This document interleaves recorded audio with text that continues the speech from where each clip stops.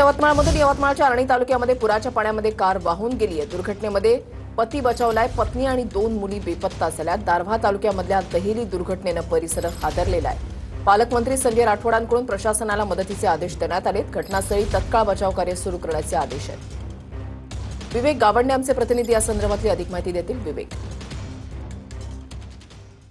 ऋषाली, यवतमाळच्या आर्णी तालुक्यातील दैली येथील कुट्टी नदीच्या पुरावरून लोणी या गावाजवळ जे आहे ते इर्टिगा कार जी आहे ती पाण्याच्या प्रवाहात वाहून गेल्याची माहिती आहे। त्या वाहनामध्ये अविनाश खंडारे, त्यांची पत्नी आणि 2 मुले जे आहेत ते प्रवास करत होते। हे कुटुंब जे आहेत ते राळेगाववरनं आपल्या गावी जे आहे ते मध्यरात्री दरम्यान परतत होतं आणि त्याच वेळेस पुराच्या पाण्याचा अंदाज न आल्यानं गाडी जी आहे ती पाण्याच्या प्रवाहात जे आहे ते वाहून गेलेली आहे। या ठिकाणी अविनाश खंडारे हे झाडाचा आधार घेऊन सुरक्षित बाहेर पडल्याचं आहे। मात्र त्यांचे पत्नी आणि 2 मुली जे आहेत ते या ठिकाणी बेपत्ता असल्याची माहिती आणि त्या अनुषंगानं प्रशासनाकडून जे आहे ते बचाव कार्य जे आहेत या ठिकाणी राबवण्यात येत आहे। हे जे वाहन आहे वाहून गेलेलं ते बोरी गोसावी या गावाच्या परिसरामध्ये जे आहे ते सापडल्याची माहिती आहे। धन्यवाद विवेक दिलेल्या सविस्तर माहितीसाठी।